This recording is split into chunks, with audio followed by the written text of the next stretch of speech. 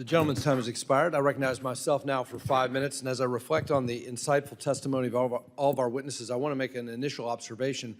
I wholeheartedly agree with Mr. Goodman's observation that sound, smart foreign policy involves economic statecraft, involves economic engagement, and there is a narrative, I think, communicated by some, that the America First strategy of the current administration is disengagement, and that allows China to fill a vacuum. I actually see it the opposite way.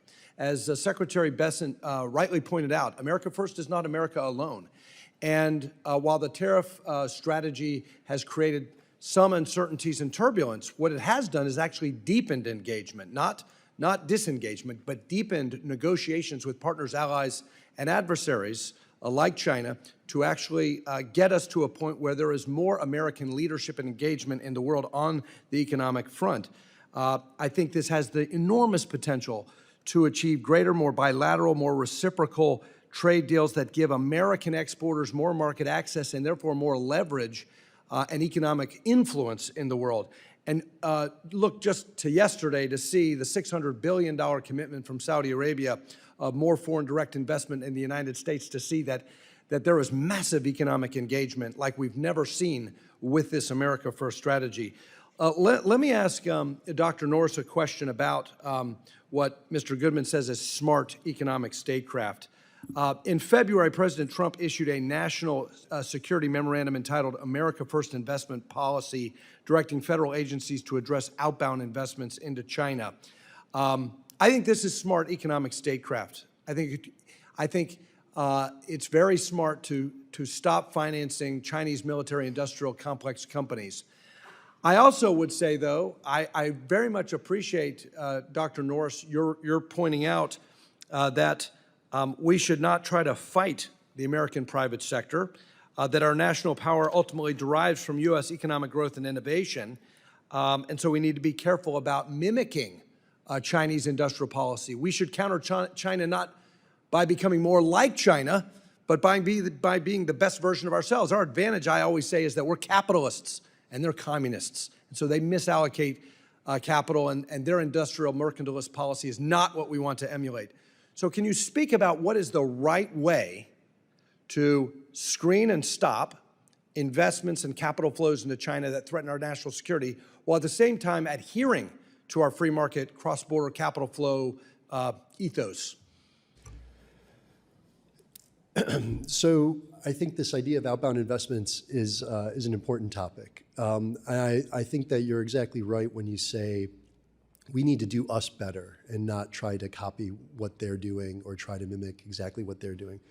The way I think about this is these kinds of investment flows are going to generate things that matter for national security. So what can we do better on this? We have to be specific and precise in saying, here's why this is bad for national security. It doesn't be public, but somebody needs to know, and they need to be able to do that analysis. And then they need to be able to have mechanisms that allows us to put a stop to that kind of behavior, because it is going to be detrimental to U.S. national security. I think this dovetails with something that Ranking Member Barr also talked about in terms of the key to U.S. success for most of the 20th century was that we found a system that was able to have other countries' pursuit of their self-interests redound to America's best interests.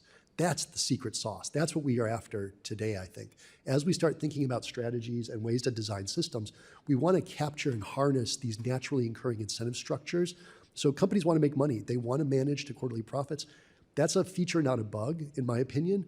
But you also have the importance of long-term capital. Warren Buffett has achieved a lot of success with a very long-term vision. There's a space for that, but we have to be smart about harnessing these incentives. That's where the policymakers come into play. That's our jobs. We have to think creatively, and we have to think about what are those incentives. If everybody looks out for their best interests, what's going to be the macro result of that?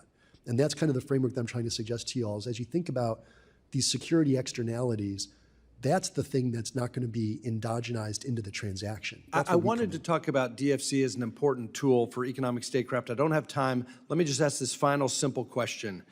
Dr. Norris, can you speak to the importance of fiscal responsibility and lowering our deficits to protect strong demand for U.S. Treasury securities and the dollar's dominance? And why is that important to national security?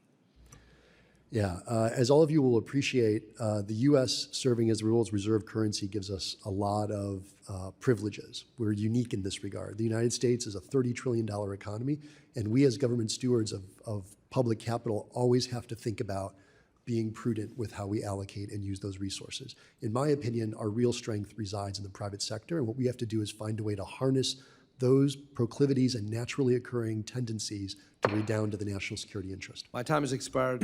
Growth, growth, growth. Thank you very much. And at this point, I recognize the gentleman from Texas, Mr. Castro, for 5 minutes.